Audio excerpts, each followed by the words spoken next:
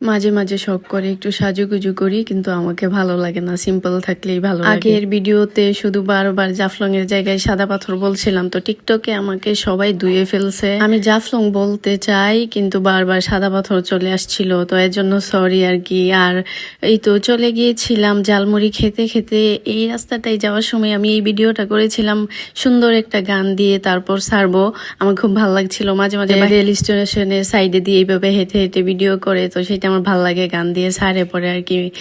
আর এইখানে আমি আনারস নিয়ে নিয়েছিলাম এন্ড ওই জায়গায় সবগুলো খাবার খুবই মজা ছিল। ঝালমুড়ি আমি 2-3 বারের মতো খেয়ে ফেলছি, তো সব জায়গায় ঝালমুড়িও অনেক মজা ছিল। আর হাঁটতে হাঁটতেই দেখি ঝিনুকের মালাগুলো, আর ঝিনুকের মালা দেখতেই সুন্দর, পড়তে তেমন একটা ভালো লাগে না পড়লে। অনেক বৃষ্টি হয়েছিল, অনেক কাদা ছিল, আর এই লম্বা সিঁড়ি নামতে নামতে একদম বেহাল অবস্থা। আর ঘাটে গিয়ে নৌকার এখানে তো আরো বেশি কাদা টাদা ছিল। এখান থেকে নৌকা নিয়ে আমরা প্রথমে খাসিয়া পুজিতে যাব। আমি এটার নাম জানি না ভুল বলছি কিনা, তো কেউ জানলে অবশ্যই বলবে। আমি কখনোই যাইনি, সাদা পাথর মাত্র 2 বার গিয়েছি, আর জাফলং এই প্রথম। তো জাফলং আমার ভালো লাগছে, কিন্তু সাদা পাথর বেস্ট। এরকম একটা ঝর্ণার জন্য তো জাফলং বারবার যাওয়াই উচিত, তাই না? কাদা এগুলো দেখে আমার মনে হলো আমি কোথায় এসে পড়লাম। যখন ঝর্ণার পানিতে ভিজতে গেলাম তখন মনে হলো ইস, আরো কষ্ট হলেও শান্তি, এত সুন্দর একটা জায়গা। আর আমার হাতের ব্রেসলাইটটা আমার হাতে অনেক মানিয়েছিল, এটার বারবার ভিডিও নিচ্ছিলাম। যাওয়ার পথে ছোট ছোট ঝর্ণাও দেখছিলাম। আমাদের প্রথম ডেস্টিনেশন খাসিয়া পুজি, এন্ড এখানে গিয়ে আমরা অটো নেই, এন্ড অটো করে যেতে যেতে সুপারি বাগান পান বাগান দেখে দেখে যাচ্ছিলাম। তো ওরা যেভাবে বলছিল সুপারি বাগান পান বাগানের কথা, আহামরি তেমন কিছু না। আমার মতো যারা গাছ পছন্দ করেন, প্রকৃতি পছন্দ করেন, তাদের কাছে ভালো লাগবে। তো আমাদের সাথের লোকজন এই যে সবাই ছিল গ্রুপের, আর সবাই মিলে চা বাগানের এইখানে যাচ্ছিলাম। থেকে নামাই দেওয়ার পর আরো 1-1.5 মিনিটের মতো হাঁটতে হয়। এই তো এখানে চা আর পাতা টাতা সব বিক্রি হয় চা বাগানের কাছেই। এই চা বাগানটা অনেক সুন্দর, লাক্কাতুরা চা বাগানও আমার ভালো লাগে, ওইটা তো আমার কাছে অনেক স্পেশাল। বাট এইটাও অনেক সুন্দর ছিল।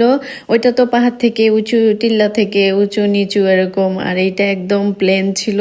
এন্ড গাছগুলো গোছাগুলো অনেক বড় বড় ছিল। যার কাছে যেটা আছে সেটার মূল্য একটু কমই থাকে। তো যারা এই যে বাহির থেকে আসছে তাদের কাছে এটার মূল্য অনেক বেশি, তারা অনেক বেশি এনজয় করছিল। আমার খুবই ভালো লাগছিল, আমারও ভালো লাগে, চা বাগান অনেক পছন্দের। আর এই তো আবারও জালমুড়ি খাচ্ছিলাম চা বাগান থেকে চলে আসার পর। এখন আবার নৌকায় করে আমরা এখন ঝর্ণার এখানে যাব। নৌকায় উঠে বসার পর আর্জেন্টিনার পতাকা দেখেছি, কিন্তু আমি ব্রাজিলের সাপোর্টার, যাই হোক ওই পতাকার কাছ থেকে আমি দূরে গিয়ে বসছি। এখান থেকে মোটামুটি আরেকটু হেঁটে গেলেই আমাদের ঝর্ণার কাছে যাওয়া হবে। এন্ড এই প্রথম ঝর্ণার কাছে গিয়েছি, তো এটার অনুভূতি ডিফারেন্ট ছিল, একদমই অন্যরকম। খুবই ভালো লাগছিল আমার, আর এত মানুষজনও ছিল। ইন্ডিয়াতে অনেক বৃষ্টি হচ্ছিল, আর ঝর্ণার পানি অনেক বেশি বাড়ছিল। যত সময় যাচ্ছিল ঝর্ণার পানি বেশি বাড়ছিল। ঝর্ণার সৌন্দর্যই হচ্ছে ঝর্ণার পানি।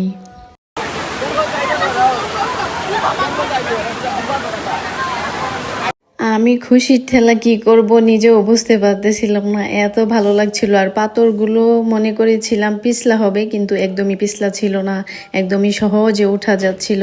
এন্ড ভিডিও এখানেই শেষ, বাই বাই।